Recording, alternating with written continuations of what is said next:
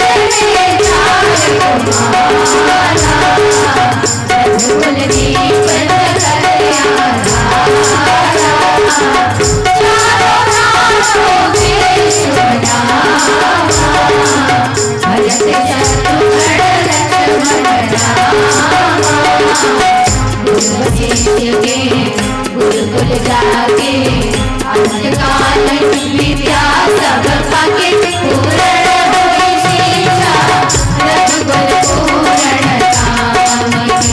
हम कथा सुनाते राम सकल गुण धाम की। हम कथा सुनाते राम सकल गुण धाम की। रामायण में पुण्य कथा श्री राम की। रामायण में पुण्य कथा श्री राम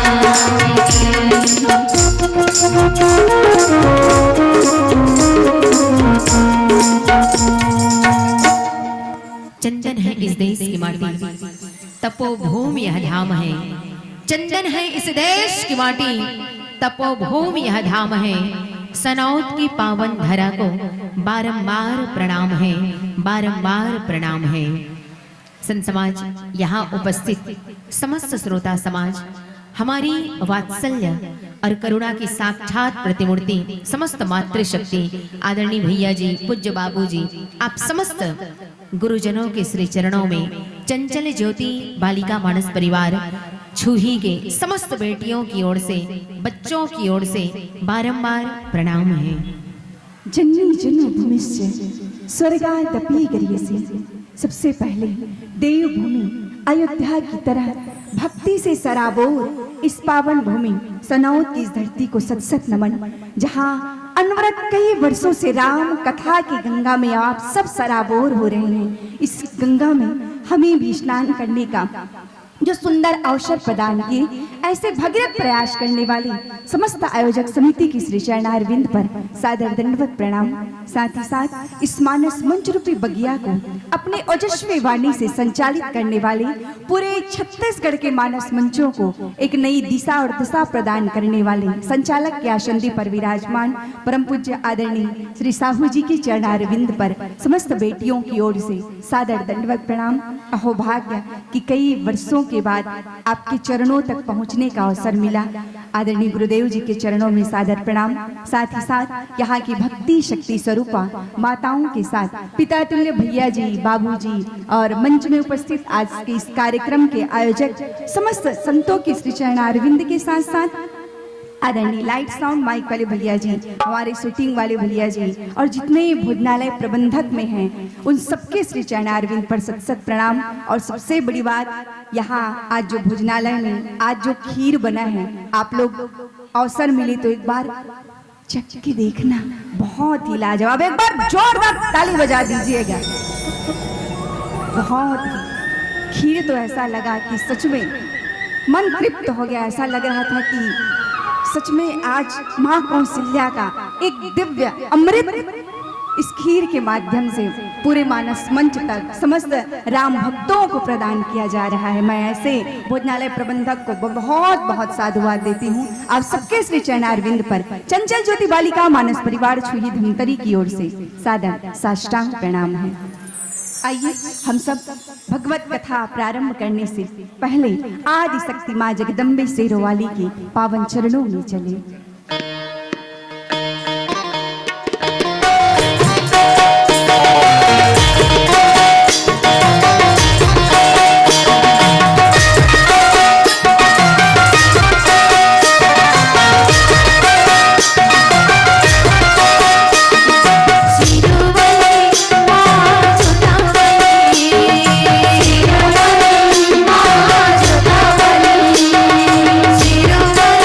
Bye.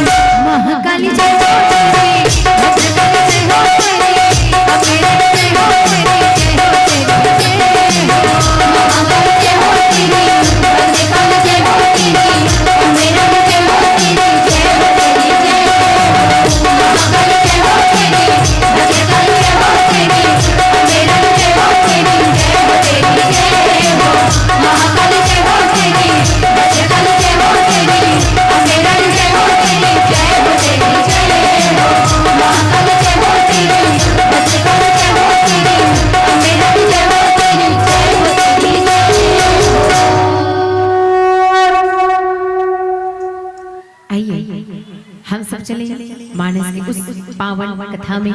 और आइए संत समाज रामचरित मानस के इन सोपानों में से यात्रा करें।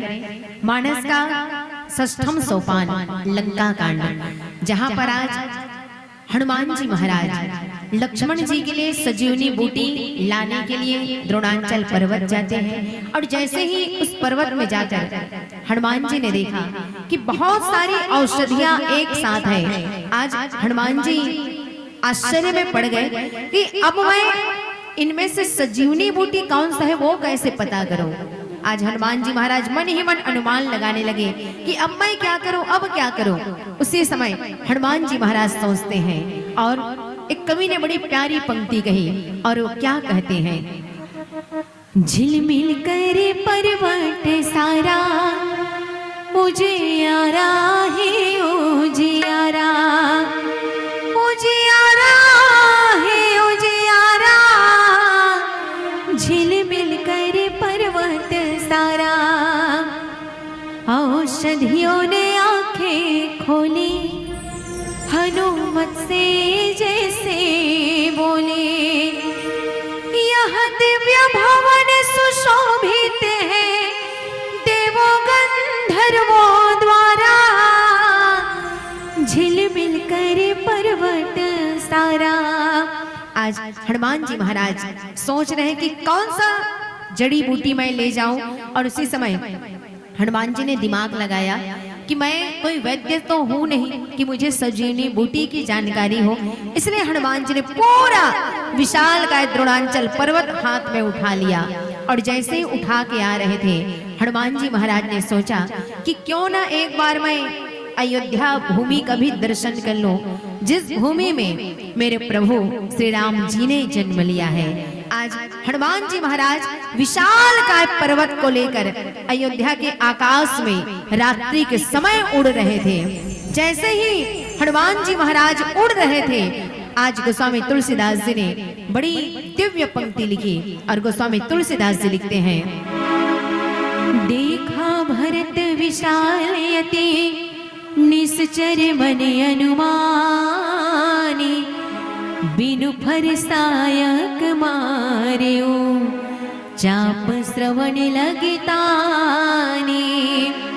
भरत जी महाराज नंदीग्राम में अयोध्या की रखवाली कर रहे थे। उन्होंने देखा कि अयोध्या के आकाश में एक विशाल काय जीव गतिशील है। भरत जी सोचने लगे कि अब मैं क्या करूं। और भरत जी महाराज सोचते हैं कि क्यों ना हो सकता है ये कोई राक्षस हो जो अयोध्या में विपत्ति ना ला दे करके। हनुमान जी महाराज को उन्होंने राक्षस समझा और भरत जी महाराज ने अपने धनुष की डोरी को कान तक खींचकर एक ऐसा बाण हनुमान जी के ऊपर चला दिया। और आगे क्या होता है, आइए हम दीदी के पावन वचनों का श्रवण करें। संसमाज आइए, अभी हम सब चर्चा कर रहे हैं मानस का 6वां सोपान लंका कांड पर, जहां लंका कांड की उस कथा पर जहां अंजनी नंदन हनुमान जी महाराज स्वयं शेषावतार लक्ष्मण जी के लिए सजीवन बूटी लाने गए हैं। कहां, कौन से पर्वत में सजीवन बूटी लाने गए थे हनुमान जी? थोड़ा जोर से बोलिए ना। द्रोणांचल पर्वत में। और आज जैसे हनुमान जी महाराज सजीवन बूटी ला के सीधा पहाड़ को उठा के ला रहे हैं, क्योंकि हनुमान जी महाराज तो जाति के बंदर हैं, उनको तो कुछ ज्ञान ही नहीं कि कौन सा सजीवन बूटी है जिसको लाना है मुझे। सीधा पर्वत उठा के ला रहे हैं। लेकिन हनुमान जैसे संत के जीवन में यहाँ गोस्वामी तुलसीदास जी एक बात इंगित करना चाहते हैं। क्या? हनुमान जैसे संत के जीवन में कहीं ना कहीं यहाँ एक अहंकार आ गई। हनुमान जी सोचने लगे, अरे मैं हूं तो भगवान राम का सारा काम मैं ही कर रहा हूँ, मैं नहीं होता तो भगवान राम का ये सब काम कौन करता।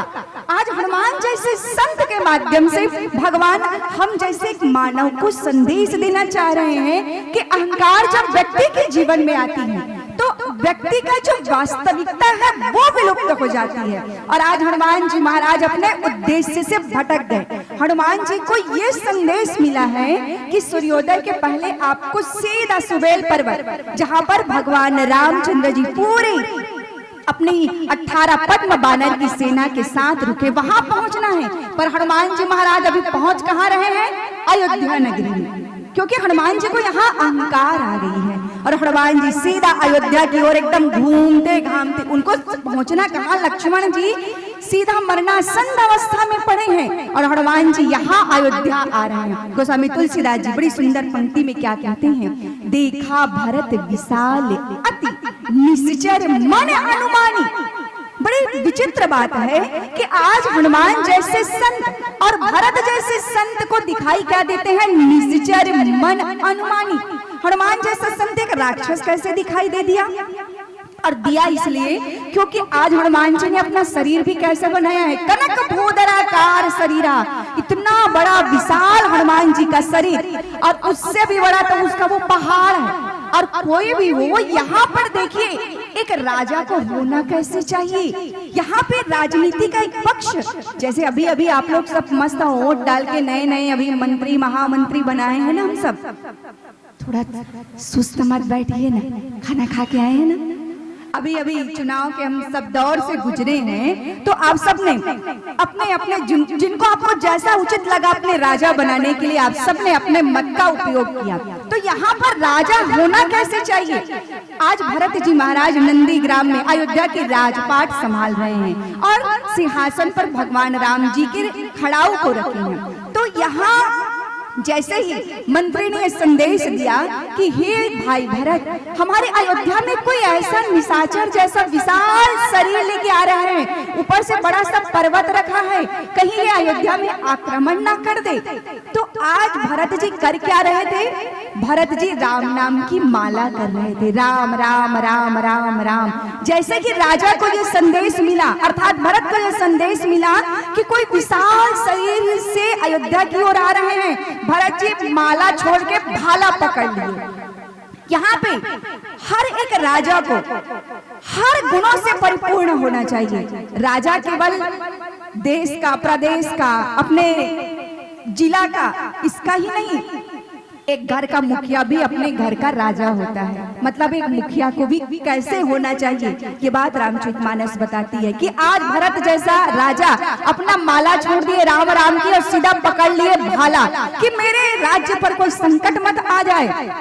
और आज हर गुणों से परिपूर्ण एक राजा के दायित्व को भरत जी महाराज निभा रहे हैं। तो संत समाज यहाँ पर रामचरितमानस ये बात इंगित करती है कि हर मुखिया को ऐसा ही होना चाहिए, जब जरूरत पड़े शास्त्र का और जब जरूरत पड़े शस्त्र का उपयोग जरूर करना चाहिए। आज हनुमान जैसे संत अहंकार के कारण उनका असली रूप न समझ आके और इतना बड़ा विशाल देखकर भरत जी को राक्षस जैसा अनुमान हुआ। अनुमान देखिए यहाँ पे निश्चर मन अनुमानी, केवल अनुमान हुआ है ना भरत जी को। इसलिए करते क्या है, बिनु फरसायक मारे। भरत जी ने सीधा एक पूरा तीर का उपयोग नहीं किया, बल्कि बिना फर वाला तीर, जिसको छत्तीसगढ़ी में ठुठुआवान कहते हैं, जिसमें तीर ही नहीं है। तो भरत जैसे संत के पास क्या सीधा एक तीर नहीं था? बिना फर का बाण क्यों मारा? जिसमें तीर में जो धार होती है, क्या वो नहीं था भरत जी के पास? बिना फर का बाण मारने का कारण क्या है हनुमान जी को?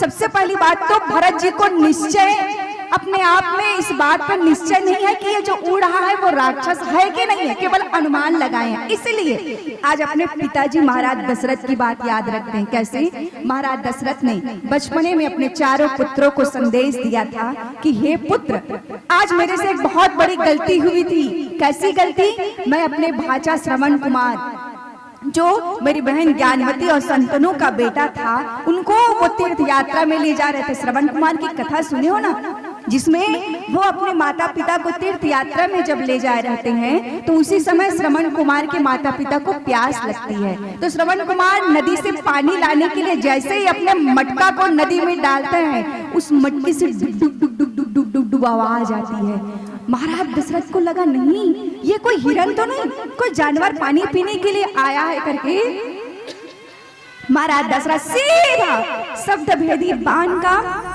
प्रयोग कर देते हैं, जिससे वहीं पर श्रवण कुमार की मृत्यु हो जाती है और श्रवण कुमार अंतिम समय में कहते हैं कि महाराज इस पानी को मेरे माता पिता तक पहुंचा देना। और उसी समय जब माता पिता को इस बात का ज्ञान होता है कि शब्दवेदी बाण के कारण आज मेरा पुत्र इस संसार में नहीं रहा, तब महाराज दशरथ को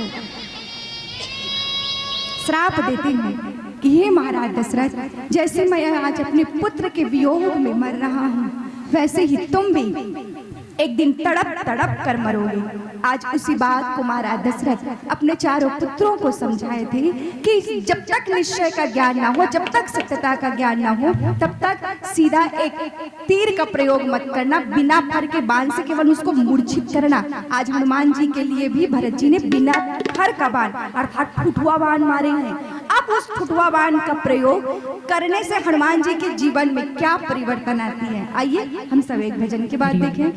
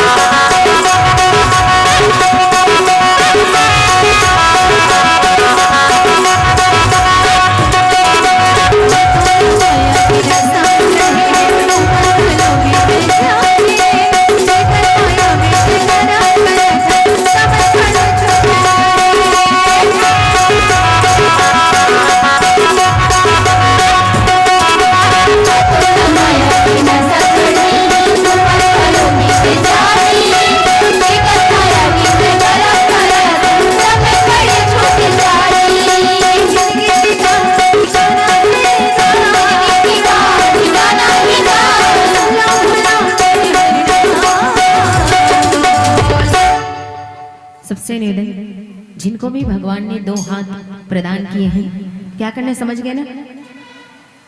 एक बार दोनों हाथ ऊपर उठा के दिखाना है कि हाँ हमारे पास भी दो हाथ है। जिनके पास भी दो हाथ है उनसे निवेदन, जिनके पास एक हाथ है लोग एक ही हाथ ऊपर उठाएंगे, जिनके पास हाथ ही नहीं है उनको कुछ नहीं बोल सकते, मगर जिनके पास भी दो हाथ है ईमानदारी के साथ दोनों हाथ ऊपर उठाना है। और निवेदन, हाथ नीचे नहीं करना है। शूटिंग वाले भैया थोड़ा किनके पास दो हाथ है दिखाइएगा और हाथ ऊपर उठा के ही ताली बजानी है। श्री राम बोल, श्री राम बोल, ताली बजा के जयकारा, श्री राम बोल, हरि राम बोल, ताली बजा के जयकारा।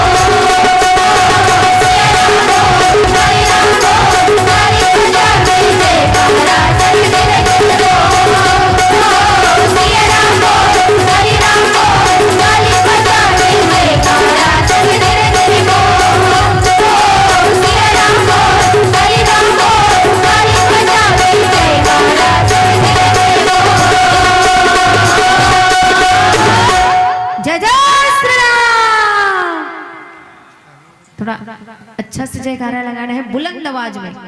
जितना आप सब खाना खा के आए हैं उतना फुल एनर्जी में जयकारा लगाना है। एक बार दोनों हाथ ऊपर उठा के जय जय श्री राम। अभी भी कम है, सही में बताइए, खाना वाना खा लिए है ना? कि आज उपवास है पूरे सनौद वालों का? तो चलिए एक बार फिर से लगना चाहिए। अभी राम मंदिर का प्राण प्रतिष्ठा होने वाले हैं, तो यहाँ सब राम भक्त बैठे हैं, तो 22 जनवरी की जोर शोर से तैयारी भी होनी चाहिए अपने अंदर। तो एक बार सबसे निवेदन, बुलंद आवाज में जयकारा लगाना है, जय जय श्री राम। वाह, आप सबके भक्ति शक्ति को नमन। और परमात्मा राम जी से यही प्रार्थना कि आप सबके दिलों में भगवान की भक्ति पैदा करें और राम राज्य की स्थापना हमारे भारतवर्ष में छत्तीसगढ़ में भी हो। आइए चले हम इस राम कथा में यात्रा करें, जहां पर आज जैसे ही भरत जी महाराज को ऐसा लगा कि आकाश में उड़ने वाला कोई एक निशाचर है, कोई राक्षस है जो अयोध्या में कुछ संकट लाना चाहता है। भरत जी महाराज ने अपने धनुष की डोरी को कान तक खींचा और कान तक खींचकर बिना फर का, बिना धार वाला बाण हनुमान जी के ऊपर छोड़ दिया। जैसे ही वो बिना फर का बाण हनुमान जी के हृदय को लगा, हनुमान जी सीधा आकाश से धरती में गिर गए और राम राम राम कहकर मूर्छित हो गए। आज जैसे ही राम नाम की आवाज भरत जी के कानों में गई, भरत जी महाराज दौड़ कर आए और देखने लगे कि अरे ये तो राम का भक्त है जो मूर्छित होते समय राम का नाम ले रहा है। अरे जो संकट में भी, जो विपत्ति के समय भगवान का, मेरे भैया का नाम ले रहा है, ये जरूर कोई ना कोई राम भक्त है। आज भरत जी महाराज आत्मग्लानि से भर गए कि हे परमात्मा, एक तो मेरे कारण मेरे राम का वनवास हुआ और आज मेरे कारण एक राम भक्त मूर्छित हो गया। आज भरत जी महाराज घोर विपत्ति में पड़ गए, आत्मग्लानि से भर गए, सोचने लगे कि अब मैं क्या करूं, अब मैं क्या करूं। आज भरत जी महाराज बड़े ही मायूस हो गए, परमात्मा से प्रार्थना करने लगे कि हे परमात्मा, अब इनका समाधान कैसे हो, जल्दी से जल्दी ये वानर ठीक हो जाए, नहीं तो पता नहीं मैं अपने जान से हाथ धो बैठूंगा। अगर ये वानर ना रहा तो मेरा क्या होगा।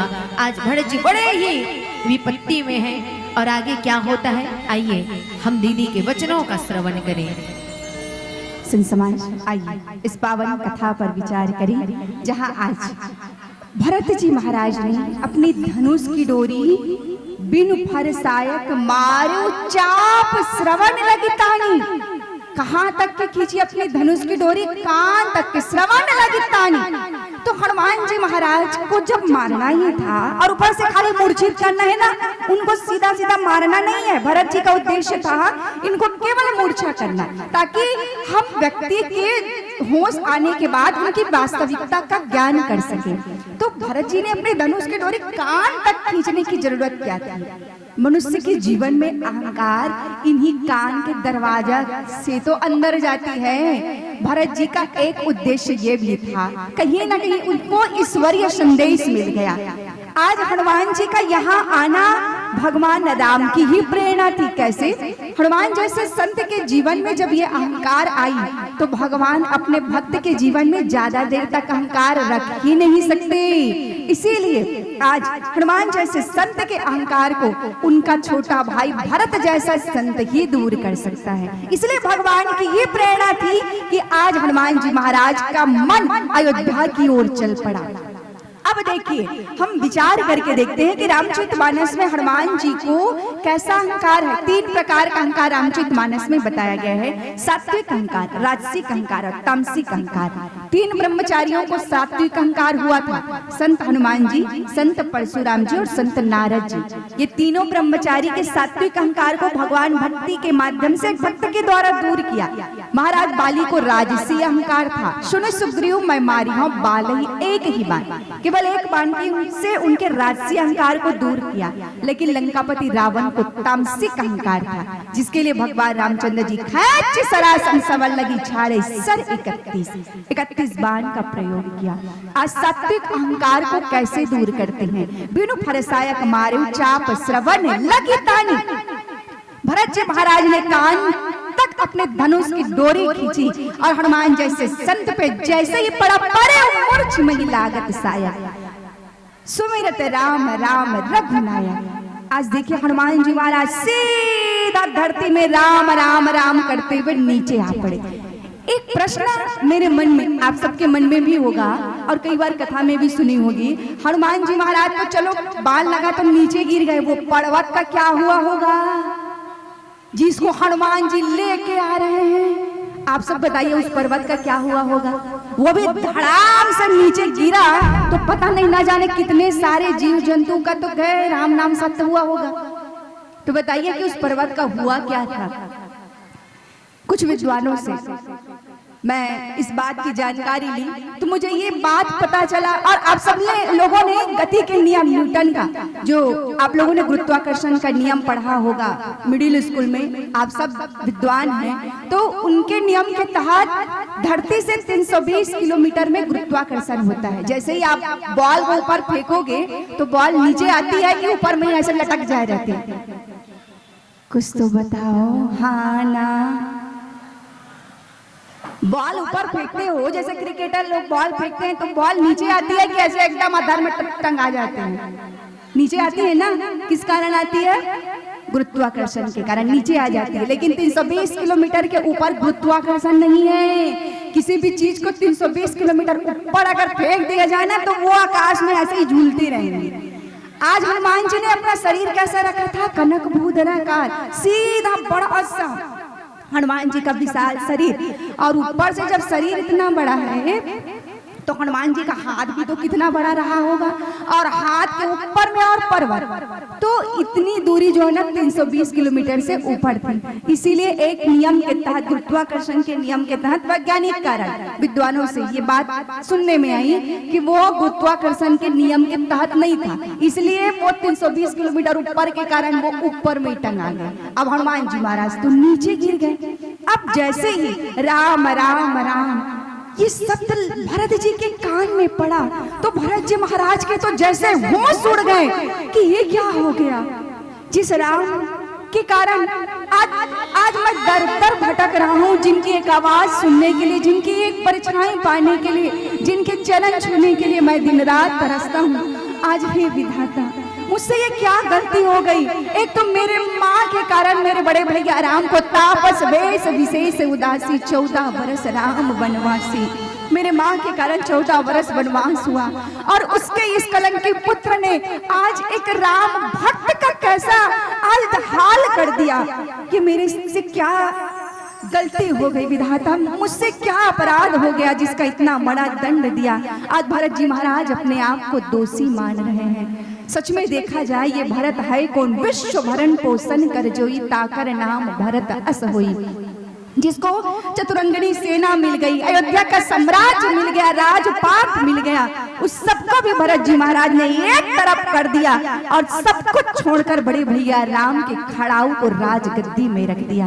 भरत हो ही न राज मधु विधि हरि हर पद पाई, कबहू की काजी सीख रणी क्षीर सिंधु बिनसाए। ऐसे भाई भरत आज अपने आप को धिक्कार रहे हैं और बार बार विधाता से मना रहे हैं कि प्रभु कुछ तो मुझे ज्ञान दो, कुछ तो मुझे उपाय सुझाओ कि इस राम भक्त की मैं मूर्छा दूर कर सकूं। और अब क्या करने वाले हैं भरत जी महाराज?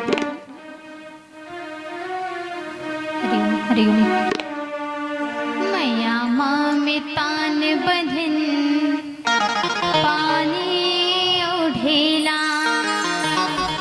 हवा संग पानी आगे घुर गे चीढ़ेला,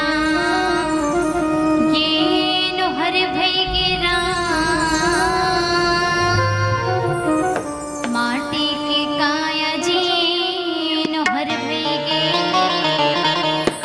मैया माँ में तान पानी के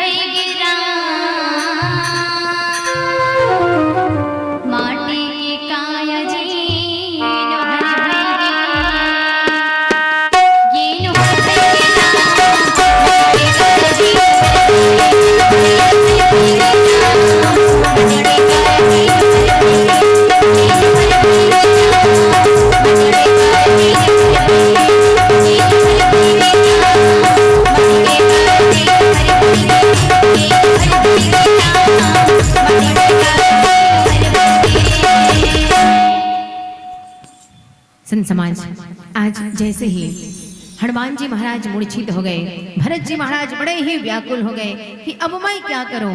आज भरत जी महाराज सोच रहे कि हे परमात्मा, कि काश मेरा जन्म इस धरती में ना हुआ होता तो आज इतनी बड़ी हानि ना अयोध्या की होती ना मेरे राम की होती। आज मेरे राम जैसे भाई को 14 साल का वनवास मिल गया। अयोध्या में जितनी प्रजा है सबको राम का विरह का दुख झेलना पड़ रहा है। आखिर मैं इस धरती में जन्मा ही क्यों। आज भरत जी बड़े व्याकुल हो गए और सोचने लगे कि हे परमात्मा, काश ये वानर जो मूर्छित है वो एक बार जाग जाता। आज भरत जी महाराज बड़े व्याकुल हैं, बड़े दुखी हैं। और आज भरत जी क्या सोचते हैं, क्या मोल भला इस जीवन का, आए यदि बंधु के काम नहीं। वानर को यदि मैं जिला ना सका, कोई लेगा ना भरत का नाम नहीं। जग वाला जग में सब कुछ है, जग वाला जग में सब कुछ है। भाई जैसा सुख धाम नहीं है। प्रीति राम और भरत की, रामा जो नहीं तो ये भाई नहीं। आज भरत जी बड़े व्याकुल हैं और परमात्मा से कहते हैं कि हे परमात्मा, अगर सच में मैंने मन, वचन और कर्म से अगर राम के चरणों में प्रेम किया है, कोई भी प्रकार से मेरे मन में राम के लिए कोई द्वेष की भावना नहीं है, तो ये जो वानर मूर्छित है उसमें फिर से जागृति आ जाए, फिर से इसमें उमंग आ जाए, फिर से इसमें प्राण का संचार हो जाए। आज जैसे ही भरत जी महाराज ने संकल्प लिया, और सच में कहा जाता है कि अगर आप सच्चे दिल से ऊपर वाला को पुकारोगे तो जरूर ऊपर वाले आपकी बात सुनते हैं। आज जैसे ही भरत जी ने संकल्प लिया, हनुमान जी महाराज जो मूर्छित थे तुरंत उठकर बैठ गए और कहने लगे कि जय श्री राम। आज जैसे ही जय श्री राम की आवाज भरत जी ने सुना, भरत जी महाराज फिर से हनुमान जी महाराज को उठाकर अपने हृदय से लगा लिए। आज राम भक्त और दोनों राम भक्तों का मिलन होता है, आंखों में अश्रु की धारा प्रवाहित हो रही है। और क्या होता है, आइए हम भी दीदी के पावन वचनों का श्रवण करें। संसमाज आइए इस पावन कथा का श्रवण करें, जहाँ पे आज लक्ष्मण जी महाराज की मूर्छा की ओर हम दृष्टि डाल के देखें तो आज लक्ष्मण जी महाराज जैसे युद्ध करने के लिए गए थे मेघनाथ से, तो लक्ष्मण जी से एक भूल हो गई जो हम सब मनुष्यों से होती है। क्या? लक्ष्मण जी महाराज को जब मेघनाथ की घोर आवाज सुनाई थी, उनके अत्याचार पूरे वानर सेना पर फैलने लगी, तो लक्ष्मण जी महाराज अपने भैया से आज्ञा लेना भूल गए। निज दल विकल होई कपि संग धनुआ हाथ, लक्ष्मण चले क्रुद्ध होई नाई राम पदमात। लक्ष्मण जी महाराज अपने बड़े भैया राम से आज्ञा नहीं लिए, प्रणाम नहीं किए और क्रोध के मारे सीधा अपना धनुष निकाले और चले गए युद्ध भूमि पे। तो यहाँ पे रामचरितमानस एक और संदेश देती है, जब भी कोई बड़े कार्य के निकलो, कुछ भी कार्य के लिए निकलो तो अपने बड़े से आज्ञा लेकर ही निकलनी चाहिए, अपने बड़े का प्रणाम करके उनका आशीर्वाद लेके ये जाना चाहिए। मैं इस मानव जितने भी संत समाज है उन सबसे एक बात कहना चाहती हूँ, जब भी कहीं भी, खास करके जितने पढ़ने वाले विद्यार्थी हैं उन सबसे निवेदन, जब भी आप स्कूल जाते हो, कहीं भी जाते हो, तो अपने माता पिता को बता के जाना कि मैं यहाँ जा रहा हूँ और उनका आशीर्वाद लेके ही जाना। अगर जिनके सर पर माँ बाप का आशीर्वाद है, धरती पे रूप माँ बाप का उस विधाता की पहचान है, उनका आशीर्वाद है, तो आपके साथ कोई भी अनहोनी घट नहीं सकती। इसलिए कभी भी माँ बाप से छुपाना मत। उन लोग भले ऐसा कहते रहते हैं कि हमको कुछ नहीं पता, लेकिन माँ बाप एक ऐसे भगवान के भेजे हुए दूत हैं जिनको सब पता रहता है, हमारी करनी, हमारा सब हाल उनको पता रहता है। लेकिन अपने बच्चों को दुख मत हो, इसलिए उन लोग जताते नहीं है, उसको ऐसा दिखाते हैं कि हमें कुछ नहीं पता।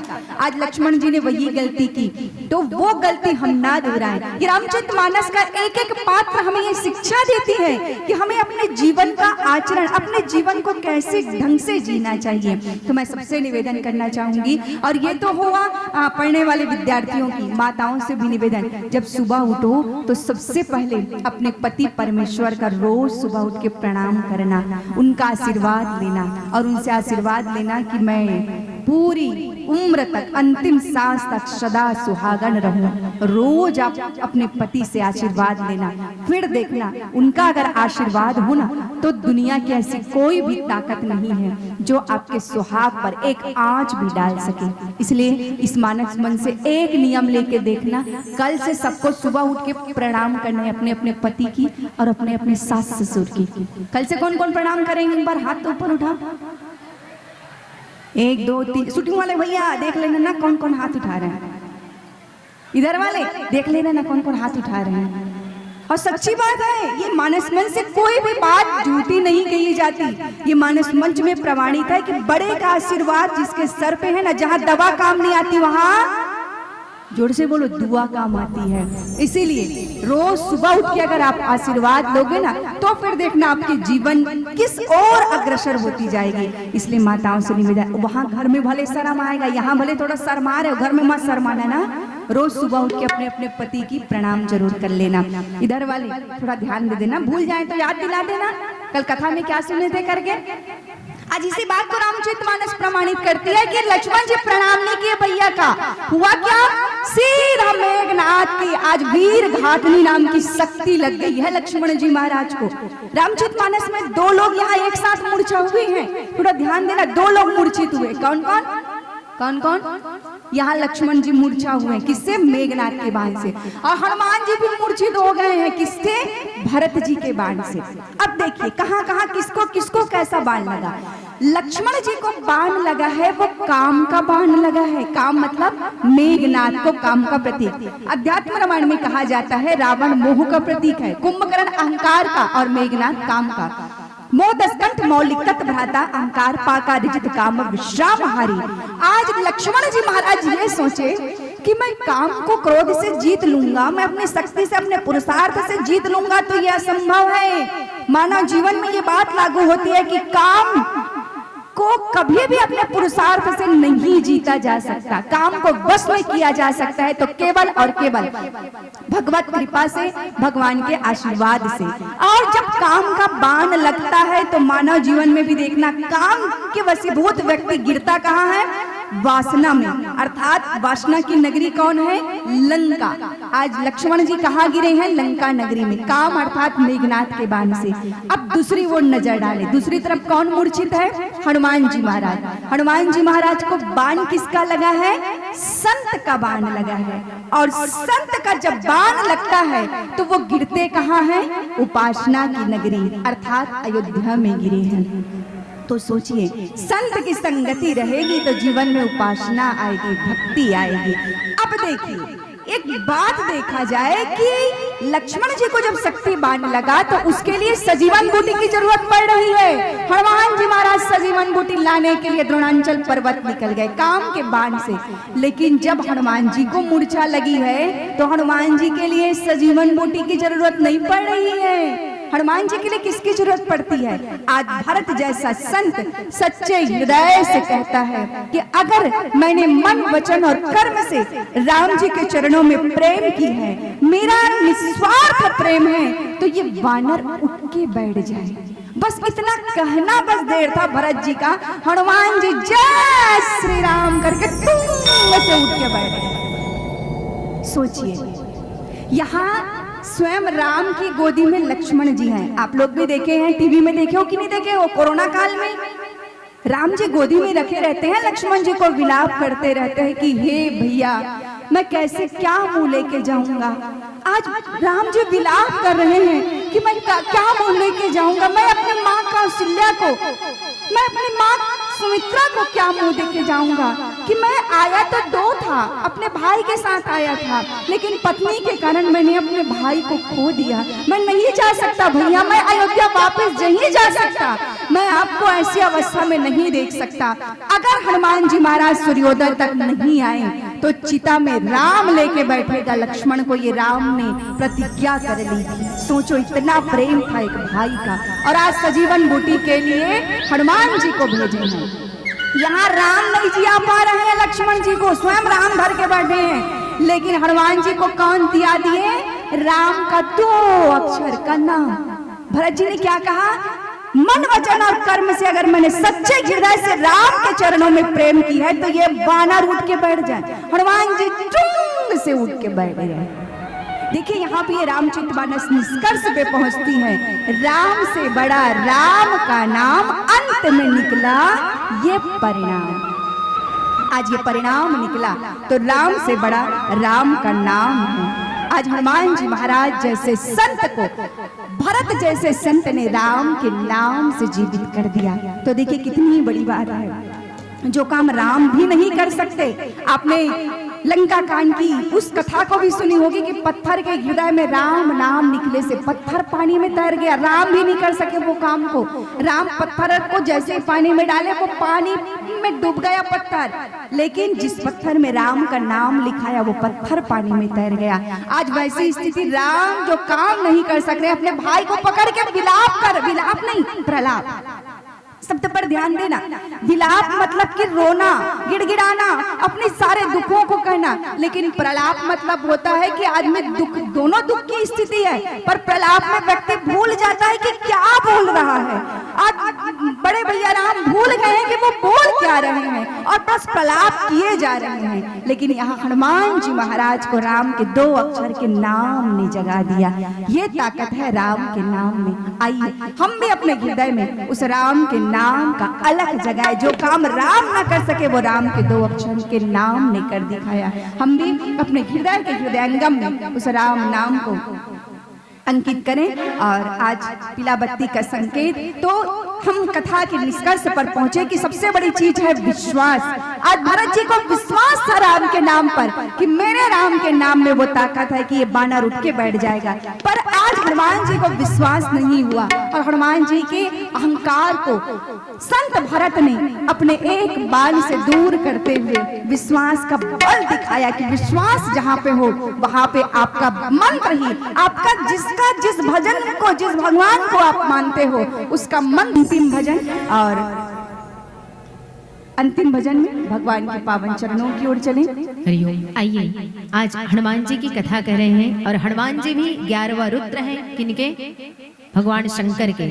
तो आइए चले भगवान शंकर के उस जब बात आती है, कहा जाता है कि जहां भी राम कथा होती है शंकर जी जरूर एक श्रोता के रूप में आते हैं। और जब भी शंकर की बात आती है हमें आभास होता है, वो बात याद आती है भगवान शंकर के विवाह की।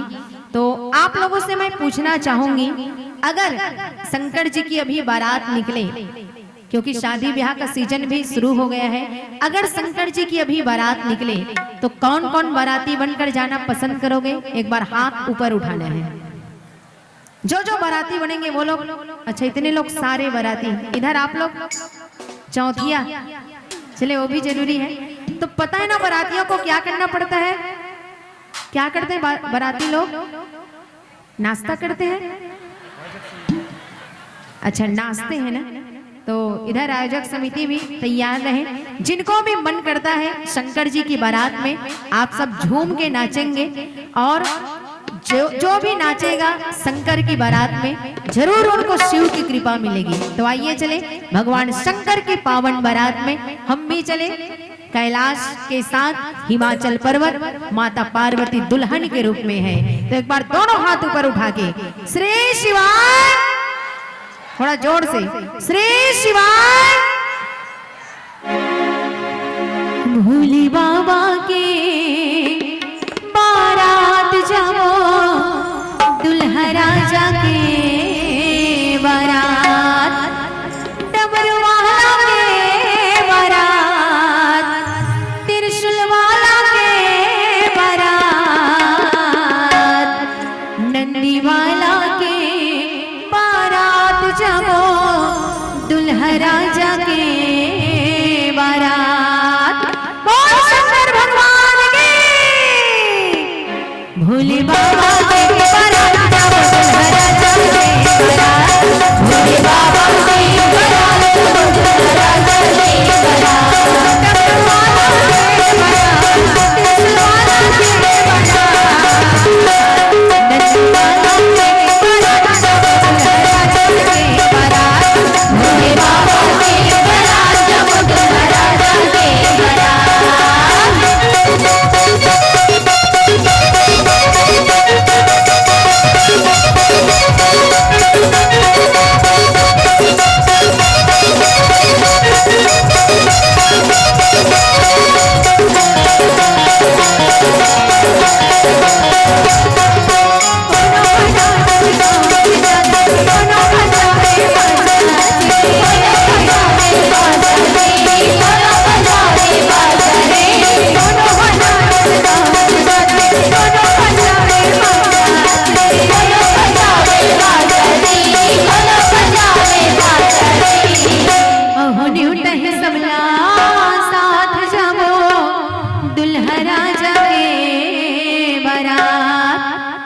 अच्छा, आप लोग ये बताइए, जब आप लोग बारात जाते हो ऐसे ही नाचते हो?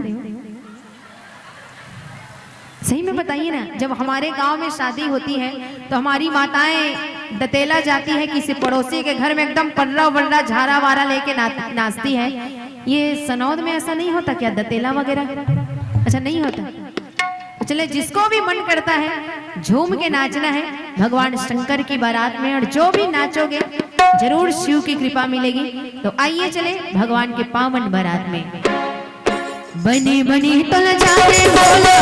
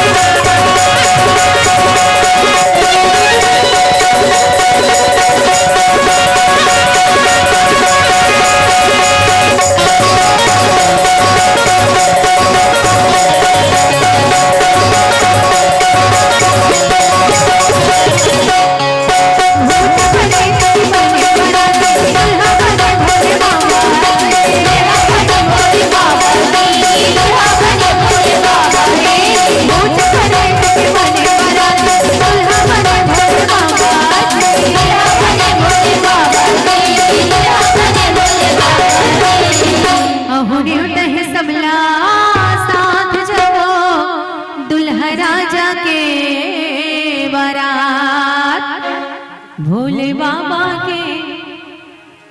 एक बार आखिरी भजन है, तो इसके बाद हमारी भी विदाई हो जाएगी। तो दोनों हाथ ऊपर उठा के तालियों की सेवा देनी है, हाथ ऊपर उठा के ही। भोले बाबा के बारात, भोले बाबा के बारात, भोले बाबा के बारात, भोले बाबा की बारात,